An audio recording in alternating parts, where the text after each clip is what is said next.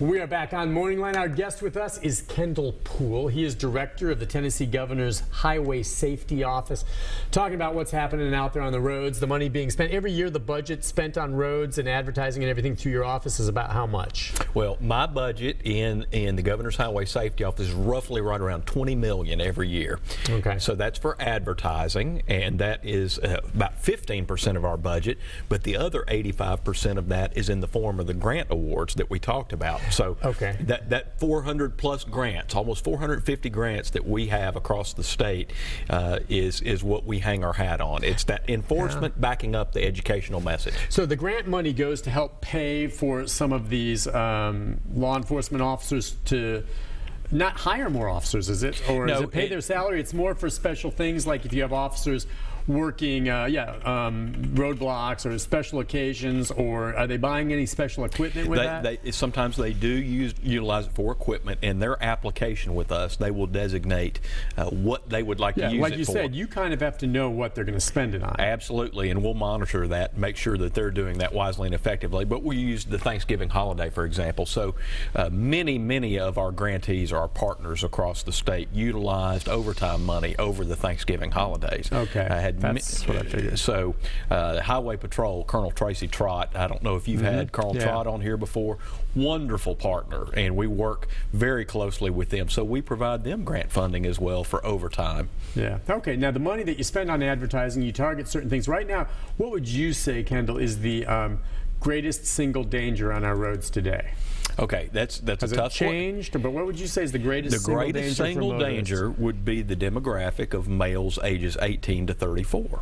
Okay. And we're still going to target, whether it's booze it and lose it, click it or ticket, everything is going to be geared toward them seeing the message, whether it's a hardcore enforcement spot, whether it's a funny, soft spot, anything that's going to grab the attention of males ages 18 to 34. They're still the primary target, or offenders in this case. It doesn't mean they're all bad, but they're just more likely to offend. That's statistically relevant all across the United States. 18 to 34. So that's the greatest, those drivers. And then the way they're offending can be everything from drinking and driving, not wearing their seat belts, less likely to do that. Maybe just in general being testosterone fueled and speeding, aggressive driving, speeding because it's a macho thing to do, or whatever. Right. And you know, we'll talk about this when we get into seat belts in a minute. But you know, our biggest problem across the state is young males in pickup trucks. Okay, and that's what everyone, I mean, even my son, who's getting close to the point where he's going to drive, I'm like, I was kidding with him. I go, Huey, you can have my motorcycle, you can have my convertible Miata. What car would you like for high school? And what would kind of means of transportation? He goes, I want the pickup truck. What's the pickup truck? I'm like, and I understand pickup trucks. I have nothing against pickup trucks, I guess, but especially here in the South. And I moved here 15 years ago, 20 years ago from LA. There was a different mindset. But here, you know, the young men love trucks. And again, no knock on it, but it wouldn't have been my first choice. But trucks, now I will say this, trucks are safe, they're bigger, they're sure as heck safer than my Miata, right. You know, and you know, depending on the truck you get, some can be more fuel efficient than others. Well, they're more likely to roll over in a crash. And we have a lot of single car crashes with pickup trucks. Now you think, we're not talking about I-40 or 2465 cutting through Nashville. We're talking about state highways and rural roads. And generally what we find through our law enforcement reports is that they're driving roads they've been driving their entire life. They're comfortable, they're familiar, and you know, you're 10 feet tall and bulletproof, and you don't think anything's going to happen. With a friend in the seat next to you? Well, I mean, maybe you're texting. Maybe the road's wet, but if you're unbelted, the chances of you getting ejected in that pickup truck in the event of a crash is almost 90%. Yeah. You know, so and if you're ejected, it usually means that you don't live through that. So the bottom line, we talk about statistics and we talk about saving lives and we're on pace for a record year and all that stuff. The bottom line in all of this is our job is to reduce crashes and save lives. That's what we're here to do. Yeah. And if those numbers come down, that means those are lives saved. So that's exactly the way that we portray it. You know, nothing's a number. Commissioner John Schroer has done a terrific job with the dynamic message signaging boards across the state. Yeah, I was going to say, the ones that you're driving about that sometimes will tell you if there's traffic congestion ahead. A lot of times they have up there, you know, the fatalities, or you'll have up there a signal about booze it or lose it. Just reminders. They are reminders, and it's gone over exceptionally well. And it's amazing when those signs go up, and there's well over 150 of those across the state in urban areas. It's amazing, the feedback and getting people talking and making safety a conscious decision, a message when they see that, whether it's hard or soft. But the fatality numbers is a sobering reminder to everyone, and when we put those up, we see crashes and fatalities go down. Yeah. Let's go to Joe on line 1. Joe, it's good to hear from you, my friend. What's on your mind? Good morning, Nick. And just got a question for you again. Sure. I know the Highway Patrol for years have used an antiquated analog radio system. They could not communicate with the Metro and some of the other police departments because they was on digital systems. I know that they're phasing them in, but I'd like to ask your guest how far that has come along. I mean, who's got them and who hadn't. I know they started in East Tennessee, and I'd like to know, you know, where they at right now with that program. Well, Nick, Joe's right on the money. Yeah. Colonel Trott has engineered a phase-in program of a state-of-the-art radio system.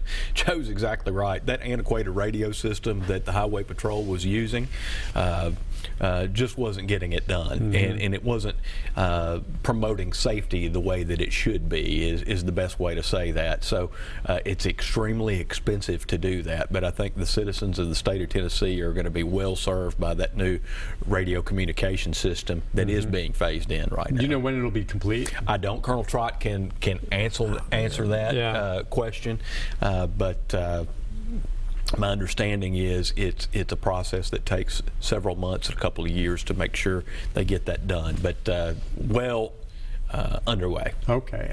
You know, Highway Patrol, I'm trying to think, you know, local law enforcement, do they use radar still to catch speeders, or do they use the laser, or do you know, is it a combination? It's a combination of what we call radar and LiDAR equipment. Radar and laser, right?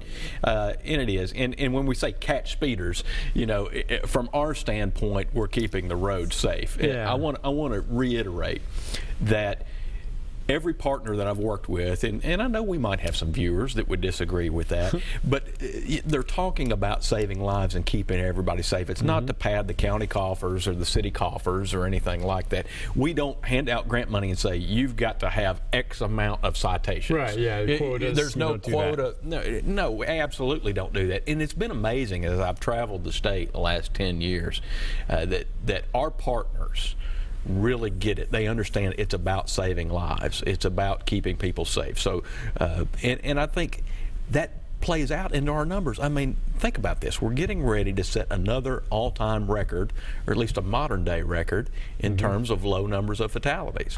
The rest of the nation, Nick, is up 15% this year in fatalities. Tennessee's down 7%. So I know that we're doing something right. Exactly. As far as the radars, and I don't know. I think. And I wonder, the sheriff talked about this yesterday about radar detectors. And he's like, why are those things even legal? Now, I know some states it's against the law to use them. I think in Tennessee you can use them. I haven't seen anyone with a radar detector in quite some time. You know, I used to be in the, do you even know if they're legal here in Tennessee? I don't even follow that, to be honest with you. You know, it seems like we used to see them a lot when I was growing up in the 70s and the 80s, and yeah, I'm sure that there's an app out there or something that like somebody that has. Can do that, but that you could do that. But you know, the best practice is just to be safe. Yep. The speed limit. You know what? The bottom line is 70 miles an hour is plenty fast for me.